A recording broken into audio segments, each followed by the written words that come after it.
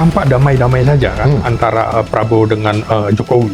Kemudian juga akibatnya rakyat akan kehilangan kepercayaan karena masalah korupsi, masalah kemiskinan dan ketidakadilan itu tidak bisa diselesaikan oleh Jokowi. Kasus-kasus korupsi yang sedang dibongkar ini kan adalah warisan dari peninggalan Presiden Jokowi. Kemudian juga legitimasi Presiden Prabowo akan melemah kalau publik menganggap bahwa dia masih melakukan kompromi politik dengan Jokowi serta oligarki lama. Prabowo akan dianggap sebagai presiden boneka yang tidak berbeda dari rejim sebelumnya. Ini yang kita tidak mau. Itu secara politik. Lalu secara ekonomi, pertumbuhan yang terjadi kan semu. Jadi kalau sekarang pertumbuhan 5% itu kan belum sesuai dengan harapan. Menurut saya kita harus menahan diri untuk tidak bertepuk tangan, karena kalau bertepuk tangan Prabowo merasa puas, jadi kita tidak perlu bertepuk tangan.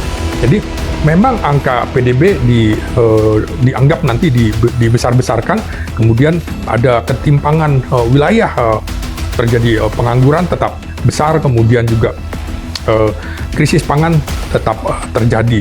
Nah, secara ekonomi juga bisa kita lihat investasi sesungguhnya rapuh ya. Mengapa rapuh? Karena investor asing juga mau masuk itu masih berhati-hati karena dianggap Prabowo masih melakukan kompromi dengan Jokowi. Jadi inilah secara jangka panjang ini akan merugikan dan bisa menimbulkan krisis politik. Kemudian juga tentu beban utang ini membengkak. Membengkak kenapa? Ya karena warisan Presiden Jokowi. Jangan sampai kemudian Prabowo menjadi tukang cuci piring akibat beban utang yang jor-joran dilakukan di era Jokowi. Dan ini beban infrastruktur tanpa reformasi tata kelola yang baik itu kan yang dilakukan oleh Jokowi, misalnya hilirisasi nikel di Papua, kemudian IKN ya di ibu kota negara baru itu.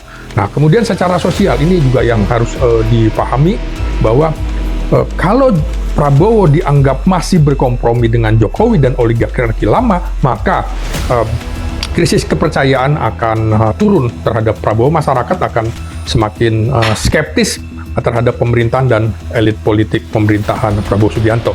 Selain itu tentu saja akan terjadi polarisasi yang juga semakin tajam antara kelompok pro-rejim dengan kelompok oposisi, di mana mahasiswa ada di situ, akademisi ada di situ.